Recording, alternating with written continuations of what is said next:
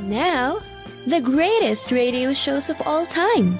Suspense. The Shadow Node. Washington calling David Harding, Counter-Spy. Classic radio theater. The Great Gildersleeve. Fibber McGee and Molly. Dragnet. Gunsmoke. The Lone Ranger. Now, step back into our time machine with your host, Wyatt Cox. Good evening, friends of the inner sanctum. Jimmy in Boston is thrilled because it's time for his favorite, Marie Wilson, as my friend Irma. This episode was originally broadcast on June 14th, 1948. Irma? Yes, Jane? You know, this is interesting. It says here that the desert in Death Valley is 270 feet below sea level. Well, it can't be much of a desert with all that water on top of it. Well, that's what you can expect when you listen to My Friend Irma. Friendship, friendship, just perfect friendship. When other friendships have been forgot, theirs will still be hot.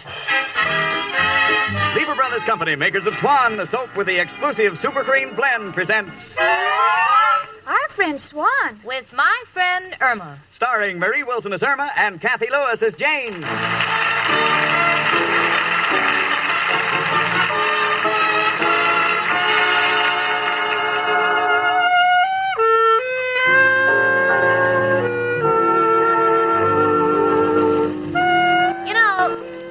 Looked in the zodiac to find out what sign I was born under.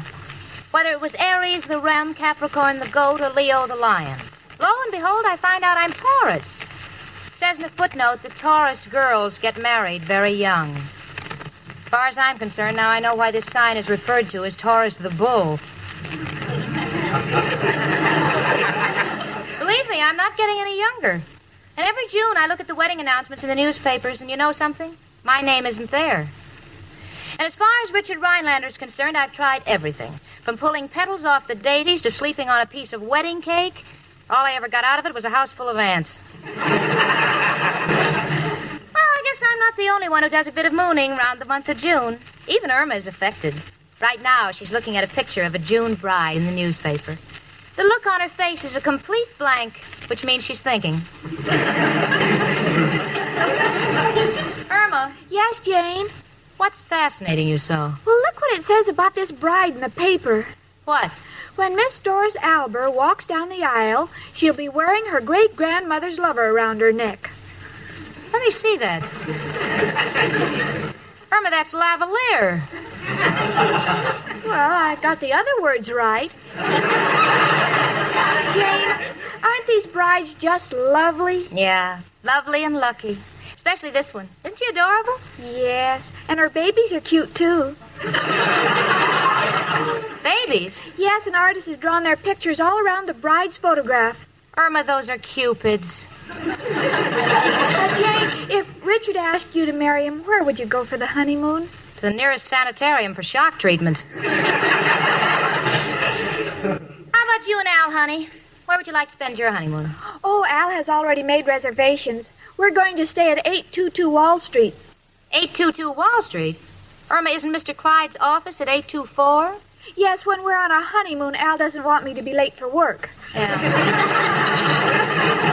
Doesn't surprise me. Your wedding ring will probably have a built-in alarm clock. Hello. Hello, Jane. This is Al. Is Irma there? Oh, just a minute. Irma, it's for you. Oh, who is it? I'll give you a hint. It's the one person in the country who celebrates 365 holidays a year. Oh, hello, Al, honey. Hiya, chicken. Can get a couple of free tickets to a show. How would you like to take in Harvey? No, Al, if I take anybody, it'll be you. No, chicken, Harvey is a Broadway show. Would you like to go to the matinee this afternoon? Oh, Al, I'd love to. Well, chicken, we'll pick you up later. And look, chicken, since we're going to the theater and mingling with that classy crowd, let's go in style. What do you mean, Al? Make some sandwiches. We'll take them along. All right, Al, goodbye. Oh, Jane, isn't it wonderful? Al's taking me to see Harvey. I wonder what kind of a show it is. Well, it's a comedy. I haven't seen it yet. They say it's very good. It's about a rabbit called Harvey. Only you can't see him. No wonder Al's getting the tickets for nothing. Oh, well, as long as I'm with Al, I don't care what I don't see. He's so wonderful. In June, all fellas seem wonderful. That includes my Richard. You know, I've practiced saying I do for so long that when I walk down the street mumbling to myself, people say, "Do you realize you're out of your mind?" And I say, "I do." Oh, gee, Jane, wouldn't it be wonderful if the four of us were married and lived right next door to each other? Oh, I can just see it. Richard coming home from a hard day at the office, Al coming home from a hard bench in the park. But it would be so nice for our children. Yeah, the children. I hadn't thought of that. I guess there would be a little Irma and a little Jane. Little Irma would be asking little Jane questions all day. I won't have it. Well, why not, Jane? Because I wouldn't want my daughter to be prematurely gray at the age of 4. Oh, you're just kidding, Jane. Isn't it wonderful to daydream like this? Gee, if Al would just propose, I'd buy the wedding ring myself. Buy your own wedding ring? Oh, no, you wouldn't. That's one thing I won't let you do. It's enough you may have to work after you're married, but you're going to start out like a lady. All right, Jane. Gee, I can't wait to go to the theater. What did you say Harvey was about? Oh, it's about a man who drinks and imagines he sees rabbits. Come in. It's only me, Professor Kropotkin. Hello, Janie and Irma, my two little dishes. One food for thought, the other food for squirrels. Excuse me, a little joke I picked up in the park. Why, Professor? Girls, I came down here to get a little information. Is the word which an adverb or a preposition? Well, the word which is a pronoun, or it may be used adjectively. How do you want to use it? Dear Mrs. O'Reilly, you are an old witch.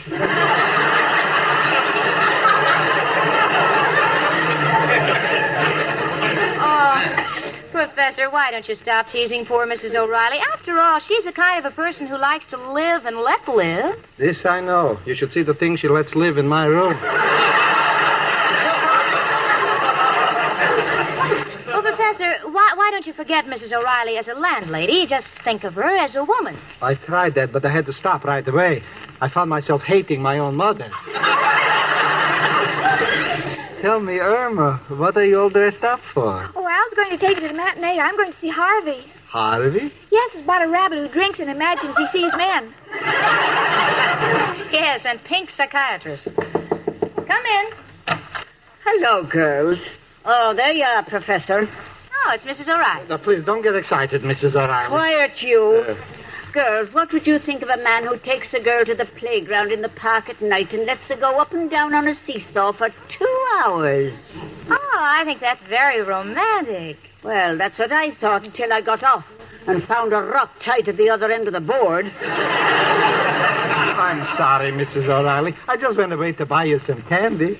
Do you think after how nice you was to me, I could play a dirty trick like that on you? Mrs. O'Reilly, what did you do for him? Oh, just a few little intimate touches for his room.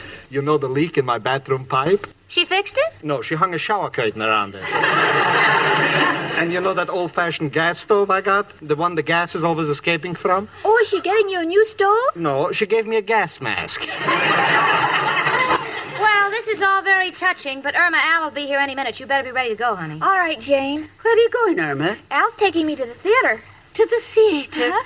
Oh, it's been such a long time since I've been to the theater. Yes, it's a little hard for Mrs. O'Reilly to forget all that excitement and shooting. You see, she was sitting right next to Mr. Lincoln. Oh, hush up, Professor. Oh, Irma, I almost forgot what I came here for. Amber Lips got called while you were at the office, and she wanted me to tell you that she called back again at 1 o'clock. Come on, Mrs. O'Reilly, I'll take you to the movie around the corner. They're showing 2 pictures today. The Emperor Waltz and the story of your life. So evil, my love. I'll go along with you. Goodbye, girls. I think I'll go too, Irma. I can't stand to be around when that obnoxious girlfriend of yours calls. Oh, Jane, why can't you get along with Amber? Irma, honey, I know she's one of your best friends, but tell me, why is it the minute she gets here, she has to take off her shoes and strut around barefooted? I wouldn't mind if her feet were shapely, but believe me, if they had eyes, each one of them could pass for a bearskin rug. Well, that's not Amber's fault. Her feet hurt her. You see, she's employed in a brewery. She's a barrel kicker. A barrel kicker? Yeah, she walks around the brewery kicking barrels to see which ones are empty. Oh, Irma, don't listen to those stories she makes up. Your friend Amber Lipscott is just a clumsy, lazy oaf with a temper, and I don't want anything to do with her. I'll take it. Hello? What? Yes, Amber, this is Jane. You want to talk to Irma? What? Why do I have to answer the phone? Well, I happen to live here. Why do I have to live? Why, you! Hey, give it to me, Jane. Hello? Oh, hello, Amber. This is Irma. Huh? How long am I going to keep on living with someone beneath me? Jane doesn't live beneath me. She lives right here in the same room. Thanks, Irma. What is it, Amber? You sound excited. Huh? You can't tell me, but you'll be right over? All right. No, I won't leave. Goodbye. Gee, I wonder what she's so excited about. I don't know, honey. Personally, I don't want to have anything to do with her. As far as I'm concerned, she's the coarsest, most vulgar person in the world. But I've never heard her sound so thrilled. I wonder what it can be. She's probably wrestling Gorgeous George next week. It's me, Chicken. Come in, Al. Hello, Jane. Hiya, Chicken. Hello, Al, honey. Sorry I'm late, Chicken. Was trying to interest a banker in my latest deal. Oh, another one of your deals? What is it this time? Putting windows in cigar boxes, selling them for television sets? Nothing so obvious. This is a special device to eliminate backseat driving. Well, how do you do that, Al? Simple. The car has 2 exhaust pipes. One of them goes into the back seat. I'll tell you more about it later. Chicken, take my arm. We're off to the matinee. Well, gosh, I can't go. You can't go? Why not, Chicken? Well, Amber Lipscott is coming over to discuss something important, and I promised I'd be here. But, Chicken, after all the trouble I went to get these tickets. Oh, I'm sorry, Al. Such a shame to waste good seats. Jane? Yes, Al? Jane, in the past, you and I have had many differences, but this could, of course, be based on heredity. What do you mean? Well, in your family, to be ambitious is considered a virtue. In our family, it has come to be looked upon as a disease. Yes? Outside of this slight difference, Jane, I have never had anything against you, and have always hoped it was sort of mutual. What are you driving at, Al? Well, I was wondering if you would like to go to the theater with me. Outside of Chicken, there is no one I would rather take. Well, Al, I've never had anything personal against you. And since you put it this way, and if Irma won't object... Oh, I won't. You know what they say, share the wealth. Even if he's broke. Well, what do you say, Jane? Al, I'd be delighted. My arm, Miss Stacy.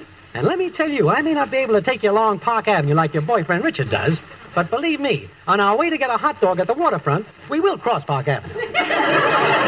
This is a day that will live in history. Goodbye, honey. Yeah, so long, Chicken. When we get back, we'll tell you the whole plot. Well, you don't have to, Al. I trust you.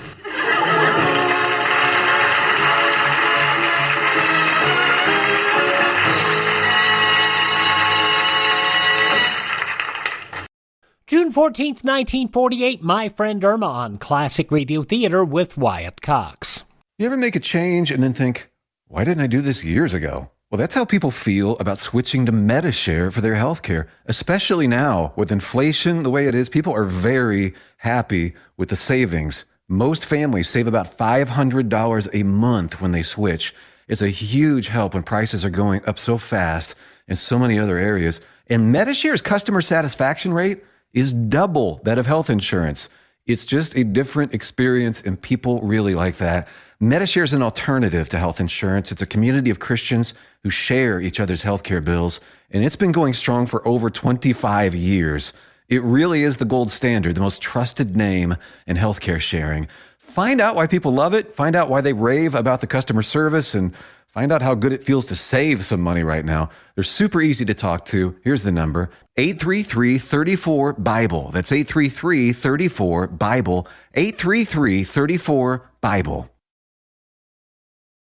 Classic Radio Theater with Wyatt Cox. Now more of Marie Wilson and My Friend Irma, June 14th, 1948. You know, when Richard takes me to the matinee, he hails a cab, picks up a box of candy, hands me a corsage, and we end up watching the show from the third row. But this is with Al.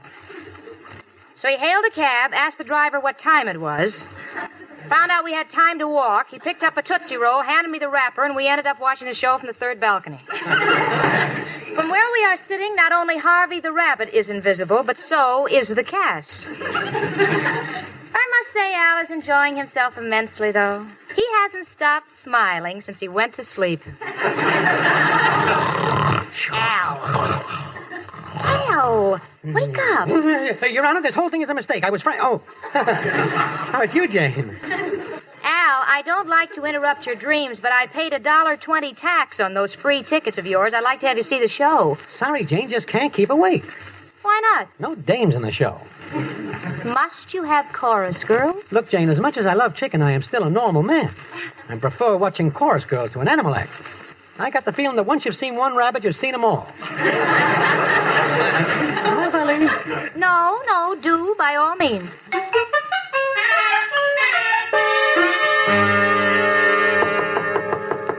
in. Oh, Amber Lipscott. Hello, Amber. Hello, dearie. Is your roommate out? Yes. Oh, that's good. I can't stand that snooty girl. You mind if I take my shoes off? It helps me to speak freely. Amber, I hope you have something important to tell me because I passed up going to the theater with Al. Have I got something important, dearie? You know my boyfriend, Gerald the jockey. Oh, Amber, don't tell me you finally hooked him.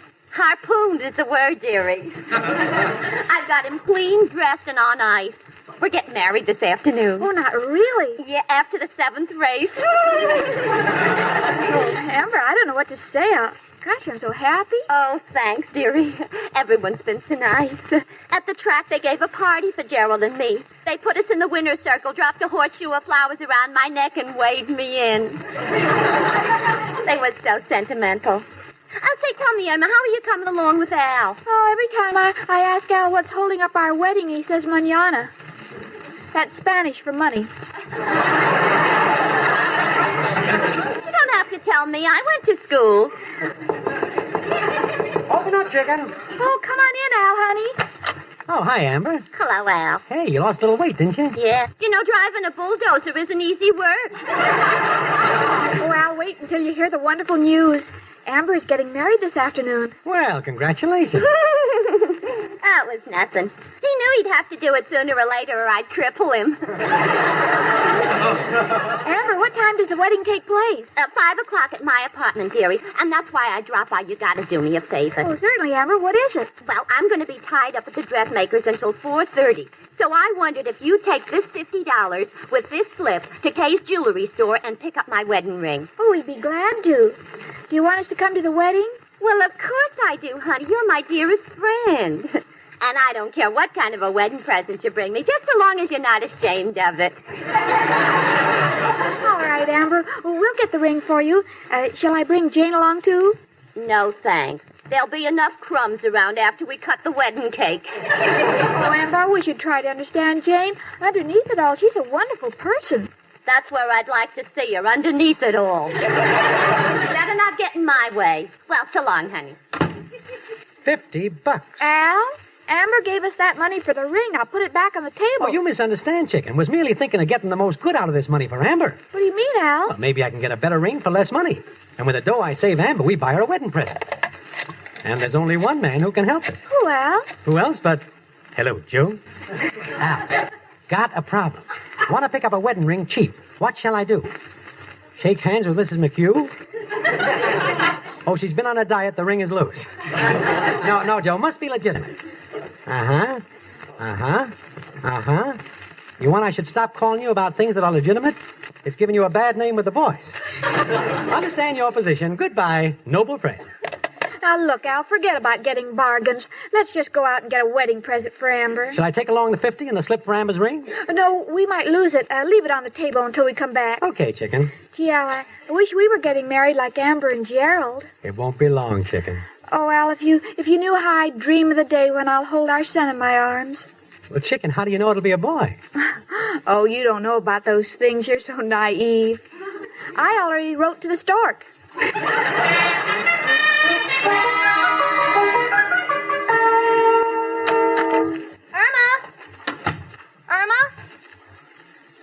Professor? I guess no one's home. Oh, that's too bad. I wanted to tell Irma that I like the way she sewed the button on my shirt, but that I can't get the shirt off the table because she sewed the shirt to the tablecloth.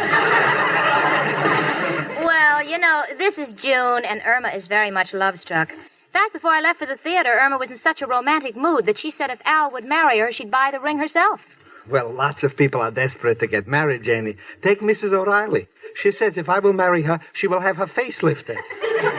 But I'm terrified at the thought of what they might find underneath. Oh, well. You know, I know that Irma's just exaggerating, and she wouldn't do... Oh, my goodness. What's the matter, Janie? What's on the table there? Kay's Jewelers. One wedding ring, balance $50. Oh, no! She said she would, and now she's done it. She's buying her own wedding ring so Al will marry her. Poor little Irma. Nature was very cruel to her. Gave her such a big heart, there wasn't anything left to put in her head. Well, Al's not going to get away with this. Irma works too hard for her money to go spending it on a wedding ring. Heavens, if Al wants to marry her, let him buy the ring. Where are you going, Janie? To the bank to deposit this money right back in her account. But the bank is closed now. Well, I'll put it in the night depository, Professor. I'll see you later. This will teach Irma a lesson.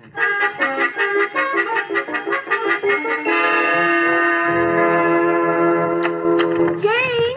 And the conclusion of My Friend Irma, June 14th, 1948, comes up following these important words from your favorite station. Thanks for spending some time with us here on Classic Radio Theater with Wyatt Cox on your favorite radio station. No offense, but are you a little fat when you look in the mirror? How would you like to learn the secrets to lose 3 to 5 pounds a week easily without joining the gym or going through any crazy diets? It's called Body Sculpt by Med Diet. For the last 2 decades, we've been helping people just like you that have pounds they want to shed. We've helped millions of people lose thousands and thousands of pounds over the years. And now it's your turn. Learn the secrets of how to lose weight with one simple phone call. You'll see an amazing difference in a matter of days.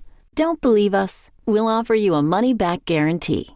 If you're ready to start losing weight right now, call right now to learn more about your risk-free order to Body Sculpt. Call for your risk-free offer. 800-738-5332. 800-738-5332. 800-738-5332. That's 800-738-5332. Are you in bad pain? You know what I mean. Your knees hurt. Your shoulder hurts. Your elbow and back are constantly killing you. And I'm sure you've tried every pain pill or cream available at the drugstore. Am I right? Well, here's something you haven't tried. Pain Magic. Pain Magic is not available at any drugstore. The only place you can get it is by calling the special toll-free number I'm about to give you. And to make things even better, call right now and find out about our buy one, get one free offer. We're so confident it'll work for you that we offer a free bottle with your purchase. No prescription required. Call now to learn how you can get Pain Magic and get rid of your pain. Remember, your results may vary. 800-492-8164. 800-492-8164. 800-492-8164. That's 800-492-8164.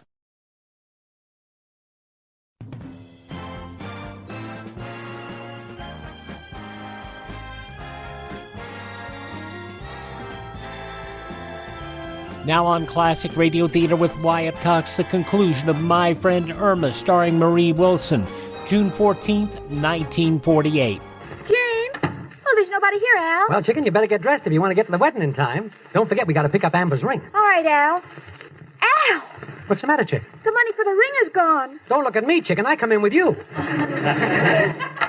Hello, Jane. Guess what happened? I know what happened. That money you were going to spend on a wedding ring for yourself so this loafer could marry you is back in the bank where it belongs. Back in the bank? Yes. And the bank is closed. Closed? Why are you two acting as though someone had just gotten killed? I wish you hadn't said that, Jane. Sounds like a pretty good ringside description of what's going to happen to you. To me? What are you talking about? Jane, that $50 belongs to Amber Lipscott. It was for her wedding ring. If her wedding is called off on account of your meddling, she may hit the ceiling, and it'll be with you. Oh, no. Oh, no, what am I going to do? Oh, I don't want to get involved with that terrible monster. Oh, if I could only get $50 so you could get the ring. Let me see, I think I've got $4. Oh, dear. Irma, how much have you got? 20, 28, 32, 41, half a dollar. Oh. I'll go out of my mind. Al, what have you got? Now I know I'm going out of my mind. Come in. Hello, folks. Mrs. O'Reilly. Janie, what's wrong? You're white as a sheet. Mrs. O'Reilly, have you got $50? Oh, you should have asked me this morning before I went to the beauty parlor. You spent all that money in the beauty parlor? Yes, I tip big. I have to. If I don't, the girls won't work on me. Well, I guess this is it, kids. Might as well get ready to face it. Now it's a matter of time, nothing more.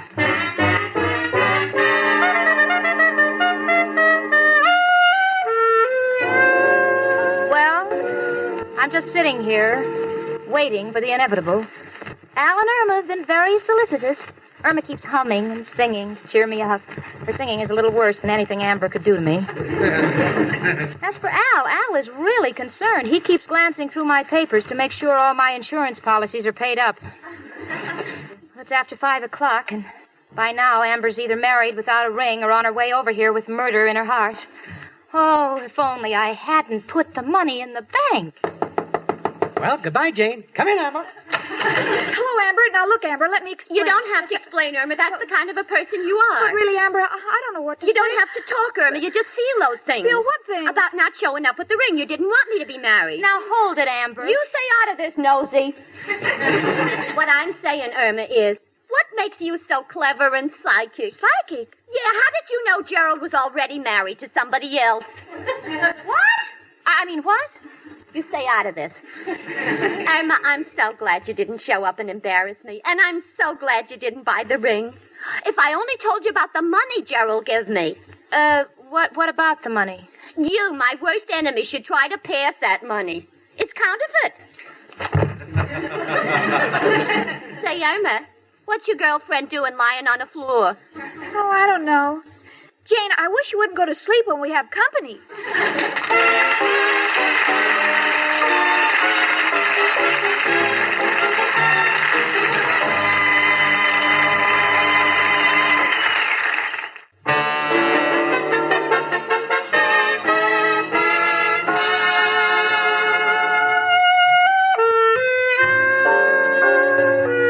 Well, this is one time when I know how Irma must feel all the time. Why? Because I have pulled the boner of boners. Fortunately, I got to the bank in the morning early enough to stop the counterfeit deposit, and everything's taken care of. But I just can't stand to be in a position where Irma feels she must sympathize with me. In fact, I just go crazy when Irma says, "Oh, Jane, don't feel so badly about making a mistake. Sometimes I even say some things that aren't exactly brilliant." Not really. Oh, sure, but who cares? 6 of one or 10 of another. All adds up to 12. And you know, 12 is just a little higher than the IQ of my friend Irma.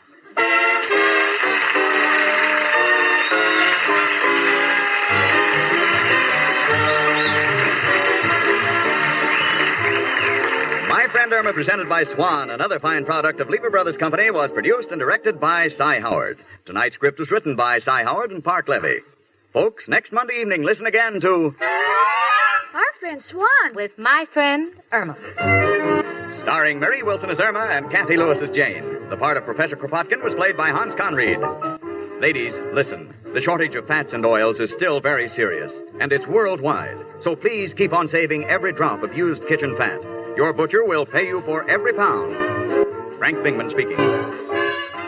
June 14th, 1948, My Friend Irma on Classic Radio Theater with Wyatt Cox.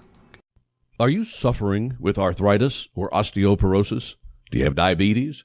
Did you know that these are just 2 of the hundreds of diseases that have seen improvement with Dr. Wallach's incredible longevity products? You can't get them at a health food store. The only way to get them is to call us at 800-214-0065. That's 800-214-0065. Do you have heart disease, fibromyalgia, or high blood pressure? Do you have a terrible time losing weight? Dr. Wallach can help.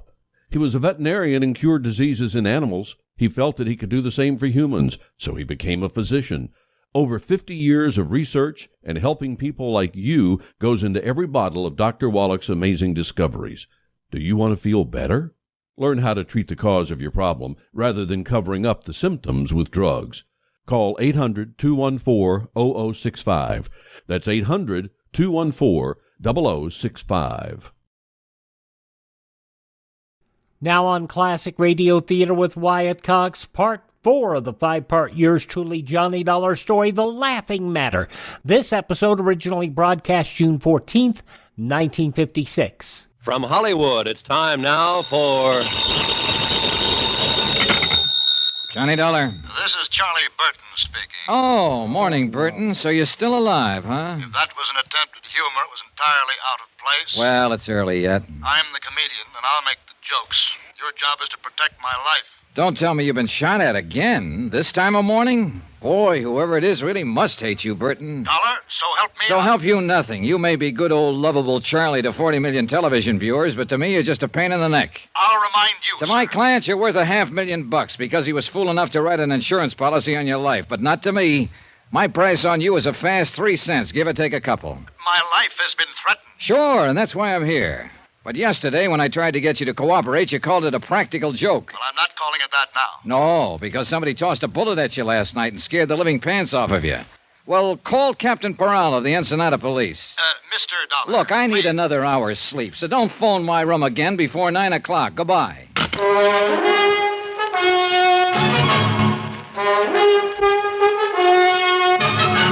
Tonight and every weekday night, Bob Bailey in the transcribed adventures of the man with the action-packed expense account, America's fabulous freelance insurance investigator. Yours truly, Johnny Dollar.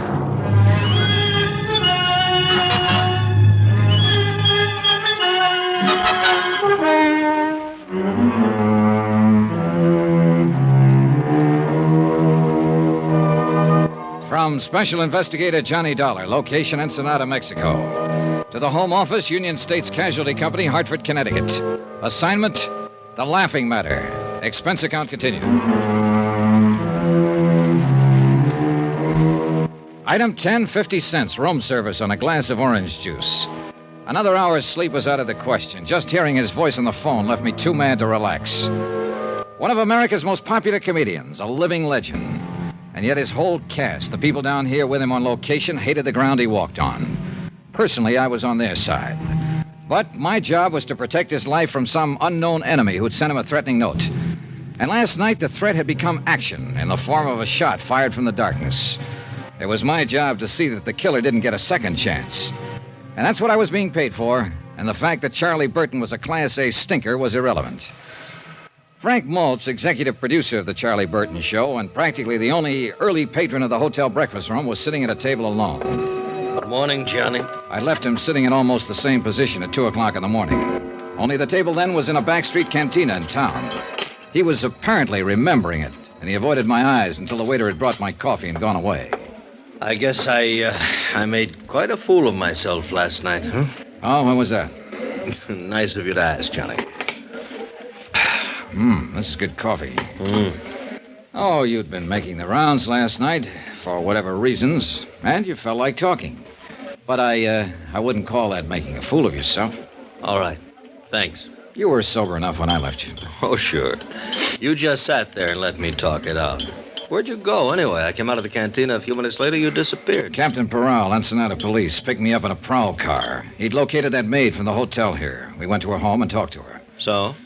Well, for the moment at least, you and Al and Gloria Dale are apparently off the hook. Oh? The maid says Burton was always annoying her whenever she was on duty here. He was. I told him to lay off. Well, her husband found out and came out here to the hotel yesterday evening. I saw him and his wife arguing out there on the terrace just after dusk. But I didn't know what it was all about at that time. Anyway, that's the last she saw of him. He didn't come home last night, and he's still missing. I just talked to Peral on the phone. They've got half the police force looking for him. And you figure he's the one who took a shot at Charlie last night? Kind of adds up, doesn't it? Well, I guess so. I hope they find him, Johnny, before he finds Charlie again. I'd hate to see a poor devil take a rap for killing a louse who isn't worth it. Yeah, I know what you mean. Well, the chances are they will. Didn't either one of you fellas ever get to bed last night? Not for long. Morning, Al. Oh, my goodness, Frank. You look awful, man. You must have slept on your face. I look the same as I look every morning. You want some breakfast, Al? No, thanks. I'm skipping it. I'm going to try to get in a dip in that pool before old Blubber Tummy oozes out of his feather bed. Oh, I don't think he'll be using the pool this morning. Not if he remembers what we're shooting today. It's that castaway sequence, isn't it? Yeah, we'll get that first. But later this afternoon, if the light on the water is okay, I want to get those shots of him swimming ashore. Good. Keep him on retakes till he gets waterlogged. It's kind of a slapstick desert island thing, Johnny. Oh? Yeah. You see, Charlie and I are supposed to have been on this yacht, and it sank. And I just disappear. But there's some stock shots of Charlie swimming like crazy and a stock shot of a deserted South Sea island. And finally, Charlie comes crawling up onto the beach. That's the sequence we're going to shoot this morning. I see. He's pooped. He's dying, you know. Then I step out from behind a bush, and I'm wearing a full-dress suit, white tie and tails. He thinks he's crazy or something. It starts building from there, then, Johnny. Yeah, I get the idea. He's thirsty, see? So I reach under my coat and bring out a soft drink, an ice-cold bottle. And I open it and give it to him. It says Cott Quality Beverages on the bottle, C-O-T-T. Yeah. So Charlie asks, is it any good? And I say, it's Cott, man. And he says, so what? And I say, so it's Cott to be good. See, Johnny, it's out-and-out slapstick, but it works pretty well on camera. Yeah, it keeps building, you see. I keep producing things out of the bushes. A table and chair, tablecloth, dishes and silver, caviar, bottle of wine, roast turkey, then a string quartet, and finally a line of dancing girls. And the payoff's a shaggy dog. He says, look, we were shipwrecked together. How you doing all of this? And I say, it's easy. I got a cousin in Congress. It's a lot better on film, Johnny. A lot better than it sounds, stripped down this way.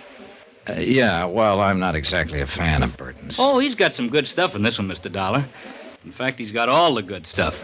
Only thing I'm in there for is to feed him the lines. As usual, of course. If I ever get a decent role in his show, I'll drop dead. Oh, really? Attention!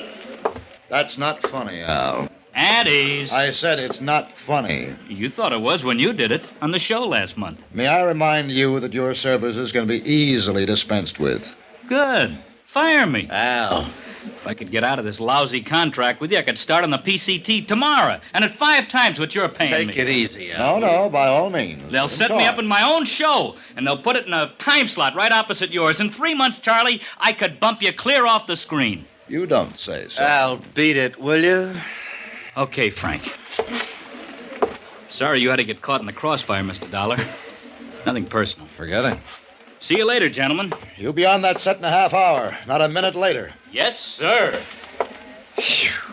You certainly are one big happy family, aren't you? Dollar, that kid was a nobody when I picked him up. You're wrong, Charlie. That kid is a real talent, and you know it. You see? You see what I have to deal with? He's done as much for this show in the past year as you have. You see, Dollar, I'm forced to live in the very presence of my enemy. Who made them your enemies, Burton? Look, my only concern has always been the welfare of those less fortunate than myself, those who depend on me for their professional careers and their livelihood. I understand there's some difference of opinion about that. Well, it's envy, nothing but envy. Would you like some more coffee, Johnny? No, thanks. I've had about all I can stand. Yeah, so have I.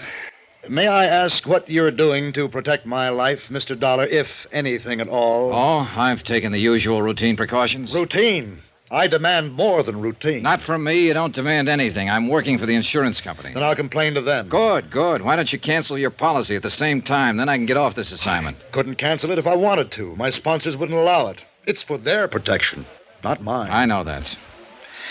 I think you'd like to see me murdered. Oh, no, you're wrong there. That would mean I'd loused up an assignment, and I take pride in my work. But you wouldn't care personally. No comments. I'll demand protection from the local police. You've already got it. Captain Peral had 2 men on duty there last night after that shot was fired, watching your room. I didn't see them. They didn't intend for you to see them. Relax, Burton.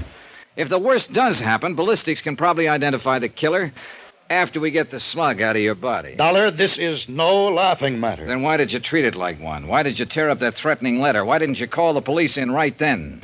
Why didn't you cooperate with me yesterday when I got here? And why the devil did you make a pass at an 18-year-old girl in the first place and get her husband out gunning for you? You mean you know who's trying to kill me? If it's any satisfaction to you, Burton, just in case he gets past us, you probably have been killed by a man named Nacho Morales. His wife is a maid here at the hotel, as you no doubt know. That little native girl? Yeah, that little native girl. Oh, now look, both of you. No, I was wrong. I admit it.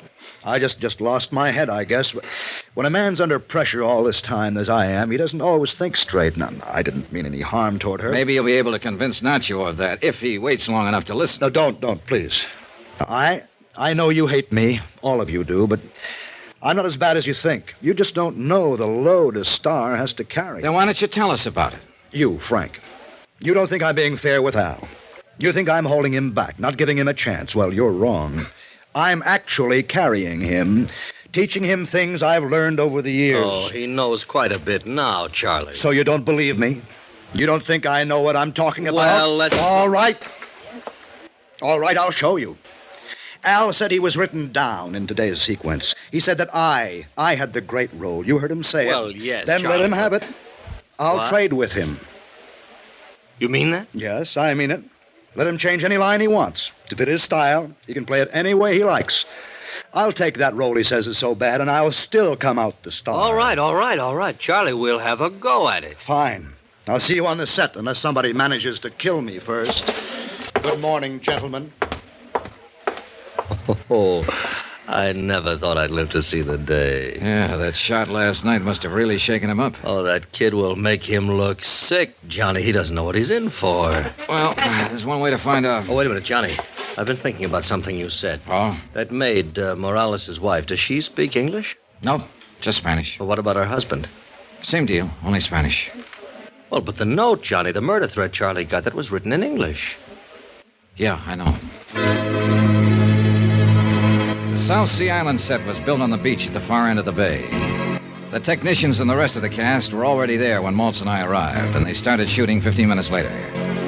Gloria Dale wasn't in the sequence, so she slept in at the hotel.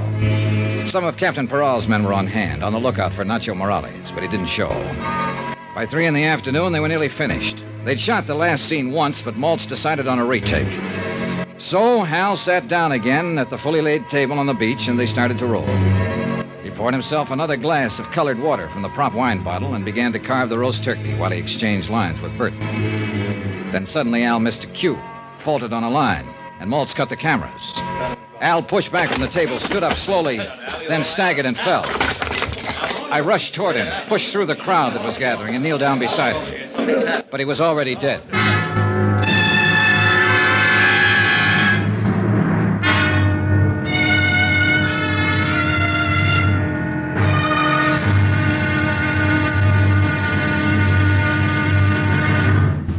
And now here's our star to tell you about the final intriguing episode of this week's story. Tomorrow, a frantic game of musical chairs with every player desperate. Because the loser in this game gets the electric chair. Join us, won't you? Yours truly, Johnny Dollar.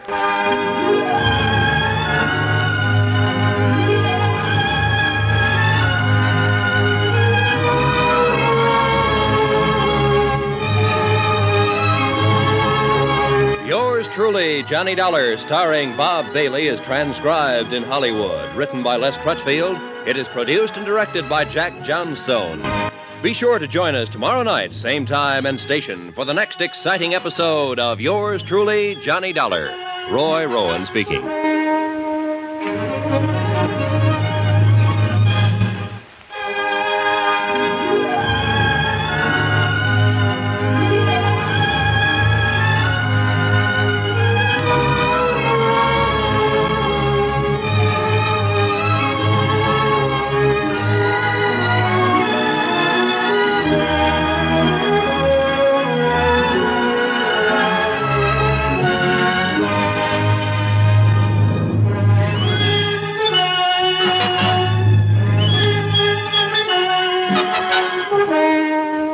From June 14th, 1956, yours truly, Johnny Dollar, on Classic Radio Theater with Wyatt Cox.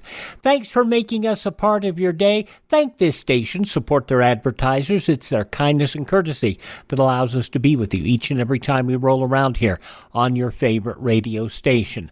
And don't forget, if you miss a day, you don't have to miss a single show.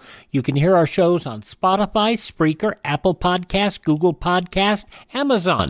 Just search for Classic Radio Theater with Wyatt Cox. That's Classic Radio Theater with Wyatt Cox. Or you can also find them through our webpage, classicradio.stream. That's classicradio.stream. Stream our shows on demand. Contact us. Tell all your friends. The great radio shows are right here at this spot on the dial. Classic Radio Theater with Wyatt Cox on your favorite station.